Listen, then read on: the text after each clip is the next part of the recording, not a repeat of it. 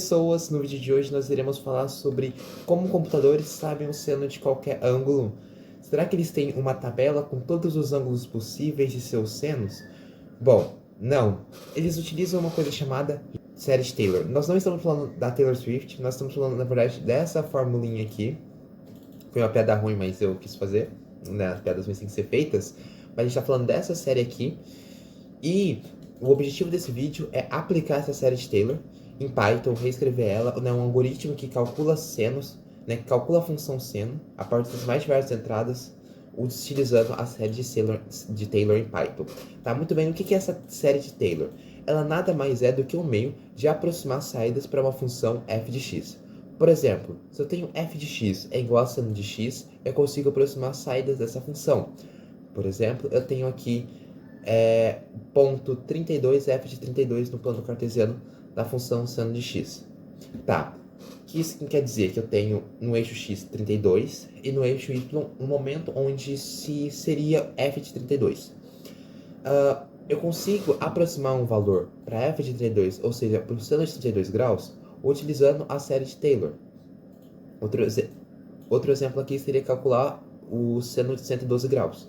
Usando a série de Taylor, eu consigo aproximar um valor para o ponto f 112, que seria, né, o seno de 112 graus.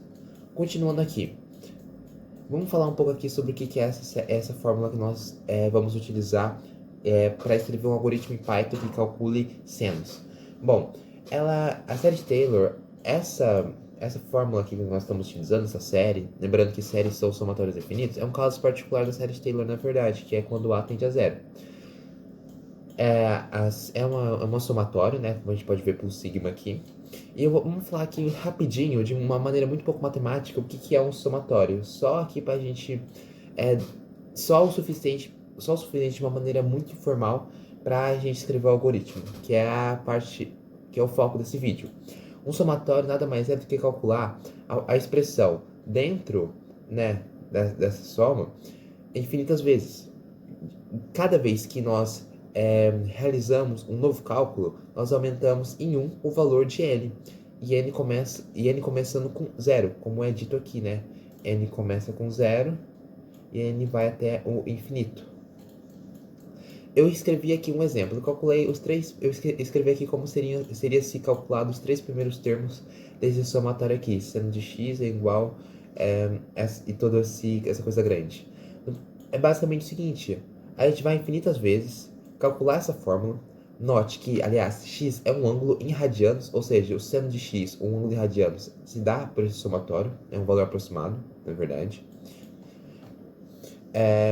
Todas as vezes que a gente for realizar o somatório, a gente vai calcular essa fórmula com n até o infinito, infinitas vezes, tá? Então eu calculo essa fórmula com n igual a 0, eu substituo onde está n por 0, depois n igual a 1, substituo onde está n por 1, depois n igual a 2, substituo onde está n igual a 2, infinitas vezes, tá? E depois eu somo tudo, né? Eu somo o resultado que der aqui com o resultado que der aqui com o resultado que der aqui. E isso me daria o valor aproximado do seno de x. Note que na hora de aplicar x se seria substituído por um valor, por um grau em radiano. Um padrão que a gente vai notar em todas as vezes que a gente for calcular esse somatório é que o primeiro termo do somatório, isto é, quando n é igual a 0, sempre vai dar x. É uma coisa muito importante, porque aqui 1 negativo elevado a 0 dá 1, aqui já dá fatorial de 1, então fica 1 sobre 1 vezes alguma coisa. Não vai mudar nada nesse caso, né? Então, 1 vezes x elevado a 2 vezes 0 mais 1. 2 vezes 0, 0 mais 1, 1. X elevado a 1, que é igual a x. Então, 1 vezes x elevado a 1, x. Então, não mudaria-se nada. Então, o primeiro termo do somatório sempre será x. Outra coisa que a gente pode observar é que se a gente for calculando os primeiros termos da fórmula, ou seja, esse termo aqui e esse termo aqui, sempre vai dar esse padrão aqui. Tá? Então, esse daqui seria uma outra forma de reescrever a série de Taylor. Se você notar, o primeiro termo seria esse x, né? Como eu mostrei aqui o porquê seria x. E depois, eles seguiriam esse padrão. Uma fração negativa, com x elevado a 3 sobre o fatorial de 3. Depois, uma fração positiva, soma-se, né, 2 aqui em cima. E aqui no fatorial, soma-se 2. Também dessa maneira. Então esse é o padrão. E aí cada vez soma-se 2, igual eu fiz aqui, e o sinal vai alternando, de negativo para positivo, de negativo para positivo. E aliás, é dessa forma que a gente vai reescrever os termos da série de Taylor no GeoGebra. E aliás, note que a linha da função f de x é igual a seno de x, né? A gente vai criar essa função lá no GeoGebra, ela aproxima-se da função que estamos escrevendo com os termos da série de Taylor a cada termo novo que nós adicionamos na série de Taylor. Eu vou abrir aqui o GeoGebra para mostrar para vocês. Eu já tenho aqui uma função f de x com 4 termos, com os 4 primeiros termos da série de Taylor calculados. Note que isso aqui é basicamente, tá igualzinho aqui, né? Tá igualzinho essa expressão aqui, né? Isso aqui, os 4 primeiros termos. Então essa aqui já tá a linha, aqui a gente já tem o gráfico da função f de x com alguns termos da série de Taylor. Agora vamos criar aqui uma função g de x e ela vai ser o seno, a função seno. E aqui nós temos a função seno no gráfico. Se vocês notarem, em alguns pontos, no eixo y, a função seno a função g de x é igual a f de x. Em alguns pontos. Se eu adicionar mais um termo da função seno, da função f de x, né, mais um termo da série de Taylor na função f de x, cada vez mais f de x aproxima-se de g de x. Ou seja, cada vez mais a série se aproxima da função seno. Os valores da série, os valores que a série gera se aproximam da função seno. Mas note que com 5 termos, a série não consegue chegar realmente a valores muito aproximados em alguns pontos. Por exemplo, conforme eu adiciono vários termos aqui, por exemplo, x elevado sobre 11 fatorial, cada vez mais a função f de x aproxima-se de g de x. Como vocês podem ver, eu vou adicionar só mais um, mais x elevado a 12 sobre 12 fatorial, cada vez mais se aproxima-se. Agora eu estou rodando aqui o programa que a gente vai escrever em Python, aplicando a série de Taylor. Ele primeiro começa me perguntando a quantidade de termos a serem calculados, ou seja, quantos termos vai ser usado, né? Por exemplo, aqui no caso nós usamos 1, 2, 3, 4, 5, 6, 7 termos, vou falar 7, e ele me pede um ângulo em graus. Eu vou dar aqui 45 graus, e ele me gera aqui usando a série de Taylor, né? Usando os 7 primeiros termos da série de Taylor, o ângulo, o seno de 45 graus. Se esse programa está bem escrito, é bem provável que se eu fizer f de x com 45 graus, só que aliás eu vou ter que passar em radiano, a série de Taylor ela trabalha com valores em radiano. No meu programa eu passei em graus por causa que o programa converte em radiano antes de realizar os cálculos, tá? Mas se eu passar aqui, se eu passar aqui, calcular aqui, f de x de 45 graus em radianos é π sobre 4, ele tem que me gerar um valor parecido com o valor do meu programa, já com 7 termos da série de Taylor. Se você notar, os valores são realmente parecidos. Tem alguma diferença no finalzinho, mas é muito provável que é por causa que o próprio GeoGebra está arredondando o resultado, porque é um resultado realmente meio grande, né? Vamos agora escrever o programa? Vamos para a parte boa, que é escrever o programa, que é a parte principal desse vídeo, finalmente, o código. Vamos lá. Eu vou aqui abrir um arquivo main, que eu já tenho aqui separado na minha IDE que eu vou usar, que é o Visual Studio Code, um arquivo Python.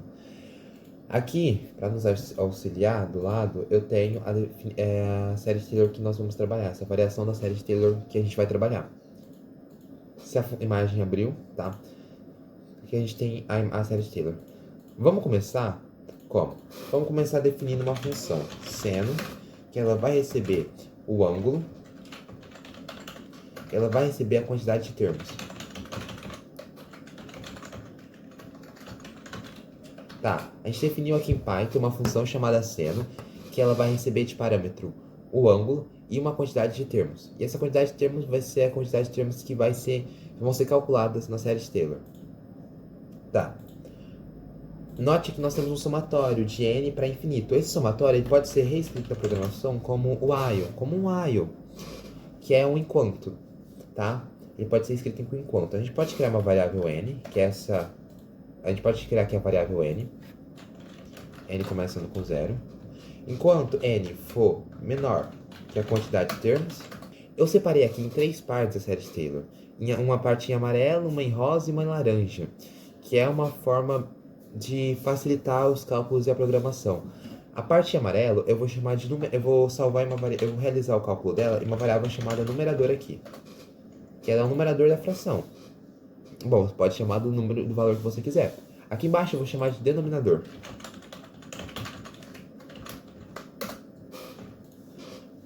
E aqui, esse x parece uma potência, tá? Mas ele está multiplicando. Então eu vou chamar de fator. Aqui eu vou criar uma variável que ela vai receber o somatório. E aqui eu também vou criar uma variável que vai chamar termo. Ela vai receber o termo da vez que a gente está calculando. O somatório, eu vou somar nele todos os termos. O somatório, ele vai ser somado ao termo que a gente calculou. Então, toda vez que a gente calcular um novo termo, né, a gente vai somar esse termo ao somatório. Um negativo elevado a n. Vamos agora calcular o denominador, que é essa parte aqui em rosa. Ele é 2n mais 1, o fatorial de 2n mais 1. Eu poderia escrever do zero uma função que calcule o fatorial, mas eu fiz isso no código que eu rodei no início do vídeo, tá?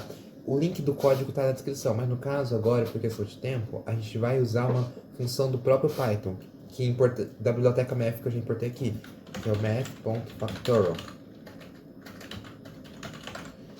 E aí, o que a gente vai calcular é o fatorial de 2n mais 1. 2 vezes n mais 1. Feito. Agora o fator. O fator ele é x elevado a 2n mais 1. X elevado a 2n mais 1. X elevado a 2 vezes n mais 1. Tá. Aliás, eu já coloquei aqui em cima que o x é igual ao ângulo, tá? Então por isso que deu certo. E aqui o termo, ele é o numerador, né? Sobre o denominador vezes o fator. Aqui a gente já tem basicamente quase pronto a função seno, tá? Só que aqui tem um problema.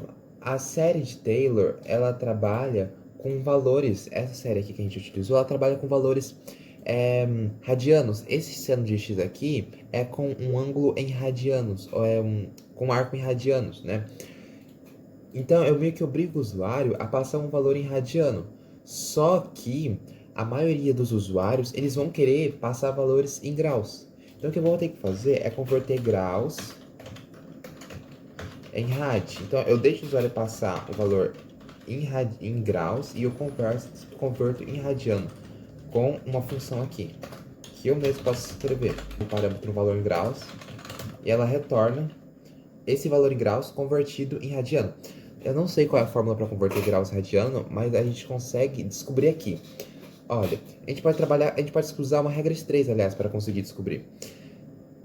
A gente tem o fato de que π radianos, ou seja, aproximadamente 3,14 radianos, é igual a 180 radianos, é igual a 180 graus.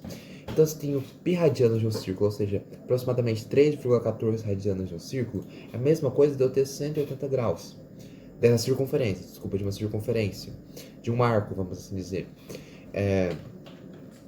Tá. E se eu tiver um valor em graus, se o usuário me der um valor em graus, se o usuário me der um valor em radiano está ligado também a um valor em graus que o usuário me passar, através dessa mesma relação que eu escrevi aqui em cima. Então, existe essa regra de 3 que me permite criar uma fórmula que converta graus em radianos. Por quê? Como que eu posso fazer isso? Se eu multiplicar aqui cruzado, como a gente resolve qualquer regra de 3, né, fica π vezes graus é igual a radiano. Tá, então o que eu tenho aqui? O usuário me passa um valor em graus. Se eu multiplicar ele vezes 3,14, isso vai dar o valor em radiano desse valor em graus, né, essa conversão de graus para radiano, vezes 180. Então a gente tem essa igualdade. Se eu dividir os dois lados por 180, se eu dividir esses dois lados por 180, que letra linda, se eu dividir esses dois lados por 180, eu consigo anular aqui, e eu consigo nessa fórmula que converte graus em radianos. Gente, eu não sei porque tá aqui. Do nada esse fundo aqui ficou branco, né? Converte graus em radianos. Eu consigo chegar nessa fórmula, tá? Então vamos usar a fórmula π. A biblioteca que eu importei aqui, MEF, ela tem o valor de π. Eu estou usando ele aqui. É π vezes o valor em graus que o usuário me passar, dividido por 180. Dividido por 180. É isso. Então a gente conseguiu converter graus em radiano. Então o usuário pode usar a minha função passando valores em graus. Ele não tem essa preocupação. Bora testar? Vamos testar aqui a nossa função. Finalmente ela está pronta para uso. Print. Eu vou pedir aqui para ele escrever o valor do seno de 30 graus com um total de 80 iterações. Se eu pedir aqui, vamos lá. Ele me deu aqui um valor muito próximo de 1 sobre 2, que é o valor de fato do seno de 30 graus. Se eu aumentar a quantidade de iterações, muito provavelmente cada vez ele vai chegando muito mais perto de meio. Vamos pedir o de 45. A raiz de 45, o seno de 45, 45 é um ângulo notável. Então, a gente sabe de cor, pode saber de cor o seu seno. O seno de 45 é raiz de 2 sobre 2. Isso aqui é a raiz de 2, né? A função MEF calculando a raiz de 2 e depois dividindo por 2. Os valores que esse print tem que printar, né? Com a minha função.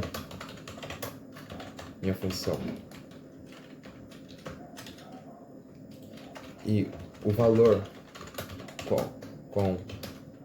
e o valor real aproximado. Esses dois prints têm que printar um valor parecido. Ó, raiz de 2 sobre 2, que é o valor um valor aproximado de raiz de 2 sobre 2, e o valor do seno de 45, que a minha função gerou, que a nossa função que a gente escreveu aqui gerou, eles são muito aproximados, né? Que é o 77, 80, 71, 0, 6, 7, 54, 76, só muda aqui na última casa. Então, essa função que a gente escreveu, ela está calculando muito bem o seno dos números. Se a gente colocar aqui, por exemplo, 90 termos, ele ainda manteve com 90 termos. Com 90 termos ele ainda mantém essa diferença. 100 termos. Mas enfim, o resultado diferença extremamente risória. Às vezes pode ser até um erro da math.sqrt. Um erro não, é que é um valor aproximado, né? Essa raiz de 2 aqui que ela tá me dando, tá? Então, é isso. Muito obrigado pelo vídeo. O vídeo ficou longo, mas foi uma explicação gostosa de fazer, tá? Espero que vocês tenham gostado do vídeo. Deixe seu like, se inscreva no canal. Até a próxima.